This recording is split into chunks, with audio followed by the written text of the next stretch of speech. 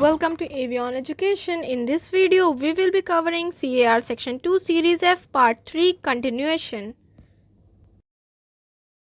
Next है export of aircraft, यानी अगर हमारा एयरक्राफ्ट किसी दूसरी कंट्री में जा रहा है। अब जैसे हम लोग अभी बात कर रहे थे कि कोई एयरक्राफ्ट इंडिया में आ रहे, इंपोर्ट की बात कर रहे थे, तो हम लोग देख रहे थे कि किस तरह से उसको COFA वैलिड माना जाएगा, एक्सेप्ट करेगा DGCA।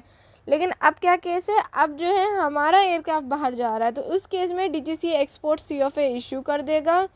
और ये जो एक्सपोर्ट COFA होगा ये सिर्फ तभी इशू करेगा अगर जिस कंट्री में आपका एयरक्राफ्ट जा रहा है, जो इम्पोर्टिंग स्टेट है, इम्पोर्टिंग स्टेट यानी इसको एग्जांपल से देखते हैं। अब जैसे ये हमारा इंडिया है, इंडिया से जा रहा है हमारा एयरक्राफ्ट बांग्लादेश जा रहा है, तो इम्पोर्टिंग कंट्री इस केस में कौन है? इस केस में इम्पोर्टिंग कंट्री बांग्लादेश है। तो अगर बांग्लादेश के यहाँ जो रेगुलेशंस हैं, इम्पोर्टिंग स्टेट रेगुलेशंस, जो इनके यहाँ रेगुलेशंस है, रूल्स है, जैसे हमारे यहाँ DGCA है वैसे इनके यहाँ भी है अथॉरिटी, तो इनकी अथॉरिटी जो है अगर मांगती है, रिक्वायर करती है कि एक एक्सपोर्ट COFA आप लेकर आओ, तो उसी केस में DGCA इंडिया का इशू करेगा।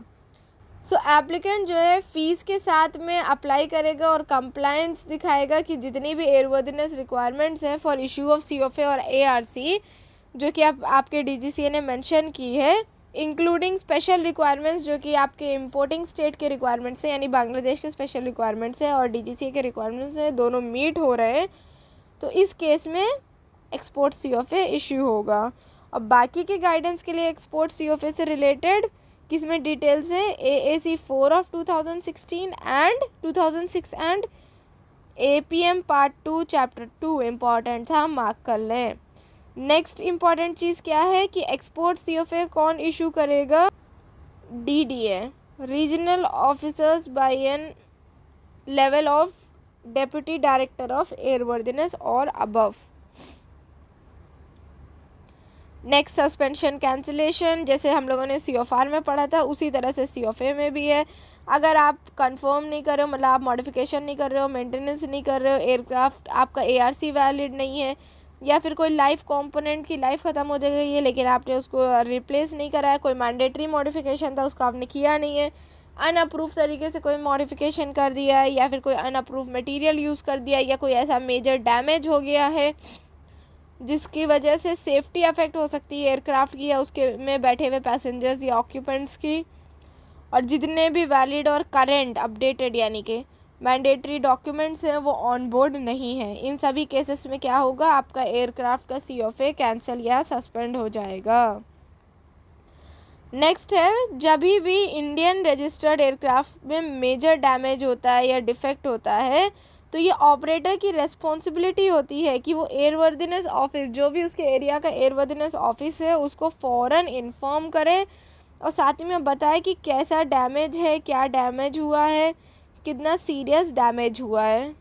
So on receipt of report, जब ये रिपोर्ट आती है कि मेजर डिफेक्ट हुआ है या डैमेज हुआ है, जो ऑफिसर इंचार्ज होता है RAO या सब RAO का, वो क्या करेगा, वो सस्पेंड कर देगा आपके COFA को अगर उसको ऐसा डाउट आता है कि सेफ्टी एयरक्राफ्ट की अफेक्ट हो रही है। तो ऐसा भी हो सकता है कि वो जो है कोई एंडोर्समेंट करे आपके COFA में, और जो इस एंडोर्समेंट वो कर रहा है इसकी एक कॉपी किसको सेंड करेगा?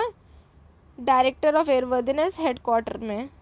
फिर RAO सब RAO जो है वो ओनर या ऑपरेटर से कहेगा ठीक है आप एक सर्वे रिपोर्ट दिखाओ कि कितना डेंजरस डैमेज हुआ है, क्यों हुआ है, जिसकी वजह से आपको COFA हम लोगों ने सस्पेंड किया है।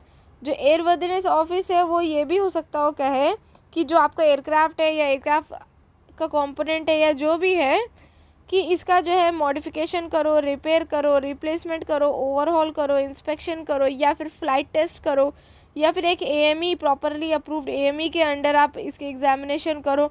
इसी केस में आपके COFA को रिवैलिड किया जाएगा, रिवैलिडेट किया जाएगा।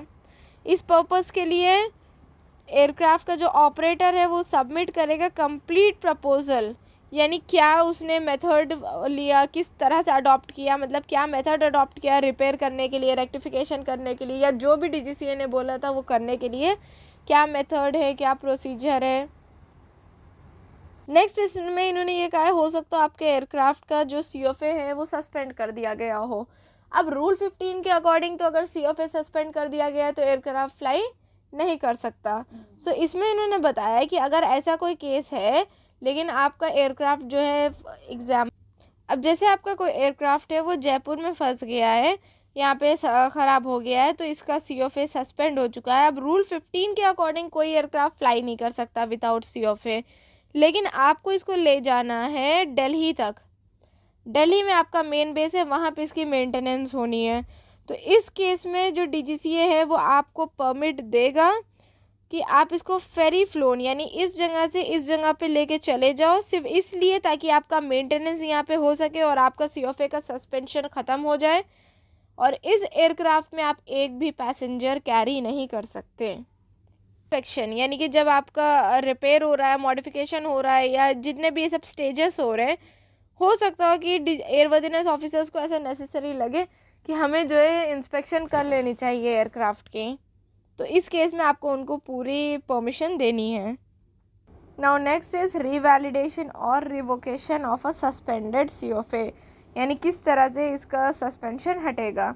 तो इसमें इन्होंने बोला अगर कोई सस्पेंड हुआ है क्योंकि उसमें एक्सटेंसिव डैमेज हो गया था या किसी भी रीज़न की वजह से, तो आपका ये रिवैलिडेट हो सकता है। किस चीज़ पे डिपेंड करेगा? ये डिपेंड करेगा जो आपने उसमें मॉडिफिकेशन किया है, रिपेयर किया है, मेंटेनेंस किया है, और अगर आपने टेस्ट फ्लाइट करी है उसके रिज़ल्ट पे डिपेंड किया करेगा।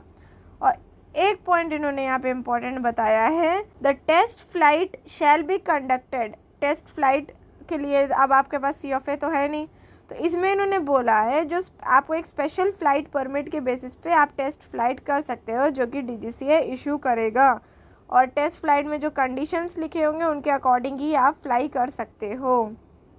फिर इन्होंने बोला DGCA के पास पूरा राइट है किसी भी COFA को क्या कहते हैं रिवैलिडेट या वैलिडेट ना करने का। अगर उसको ऐसा कोई डाउट लगता है उसके डॉक्यूमेंट्स पर, या उसको ऐसा लगता है कि आपने कोई गलत इन्फॉर्मेशन, फॉल्स या फेक डॉक्यूमेंट्स ये सब दिखा के अपना COFA या स्पेशल COFA बनवाया है। Appendix C, classification of aircraft. अब जैसे हम लोगों ने रजिस्ट्रेशन में 2 क्लासेस पढ़े थे, वैसे ही एयरक्राफ्ट को जो एक COFA इशू होता है वो भी डिफरेंट कैटेगरीज़ में इशू होता है। सबसे पहली कैटेगरी है आपकी नॉर्मल कैटेगरी। नॉर्मल कैटेगरी के अंडर भी आता है आपका एक passenger aircraft, mail aircraft, goods aircraft, aerial work aircraft, private aircraft. तो अब इसमें इन्होंने नोट में बताया कि अगर एयरक्राफ्ट 1 या उससे ज़्यादा सब डिवीज़न में जिसमें भी सर्टिफिकेटेड है वो उसी सब डिवीजन्स में यूज़ होगा, और अगर एयरक्राफ्ट एक से ज़्यादा सब डिवीज़न में है, मतलब जैसे प्राइवेट में भी है और उसके बाद में गुड्स में भी है, तो इन दोनों में से जिसका भी जो मेंटेनेंस प्रोग्राम ज़्यादा एक्सटेंसिव होगा उस वाले मेंटेनेंस प्रोग्राम को फॉलो किया जाएगा उस एयरक्राफ्ट पे। अब एरियल वर्क एयरक्राफ्ट कौन से एयरक्राफ्ट होते हैं? ये वो एयरक्राफ्ट होते हैं जो कि इंडस्ट्रियल या कमर्शियल ऑपरेशंस में यूज़ होते हैं, जैसे कि एरियल स्प्रेइंग। अब हम लोगों ने देखा ऊपर से स्प्रे होता है, मिनरल सर्वे होता है, ऊपर से फोटोग्राफी होती है, क्लाउड सीडिंग होता है, एरियल एडवर्टाइजमेंट होता है, सर्च एंड रेस्क्यू होता है। इस तरह के जितने भी काम होते हैं ये सब एरियल वर्क एयरक्राफ्ट के अंडर आते हैं। Operations manual will detail nature of operation for which aircraft is designed. वो एयरक्राफ्ट जो कि नॉर्मल कैटेगरी में है वो सिर्फ और सिर्फ वो मैनूवर्स कर सकते हैं जो कि उसके एयरक्राफ्ट फ्लाइट मैनुअल या पायलट ऑपरेटिंग हैंडबुक में लिखे हुए होंगे। देन प्राइवेट एयरक्राफ्ट वो होते हैं जो कि एरियल एयरक्राफ्ट में नहीं यूज़ हो रहे हैं और पब्लिक ट्रांसपोर्ट में नहीं यूज़ हो रहे हैं। ये जो प्राइवेट एयरक्राफ्ट होते हैं ये आप हायर के लिए या इस तरह की चीज़ों के लिए नहीं यूज़ कर सकते। उन्होंने बोला है वो एयरक्राफ्ट जो कि गवर्नमेंट ओन्ड होते हैं, स्टेट गवर्नमेंट ओन्ड, वो जो है सर्टिफाइड होते हैं नॉर्मल कैटेगरी में, और किस सब डिवीज़न में आते हैं? पैसेंजर एयरक्राफ्ट में आते हैं। तो पहला ये हम लोगों ने पूरा देखा, क्या? नॉर्मल कैटेगरी देखा। अब नेक्स्ट देखेंगे स्पेशल कैटेगरी। स्पेशल कैटेगरी में आता है आपका रेसिंग एयरक्राफ्ट एंड रिसर्च और एक्सपेरिमेंटल एयरक्राफ्ट। अब रेसिंग होती है, जैसे कार रेसिंग होती है वैसे एयरक्राफ्ट रेसिंग होती है।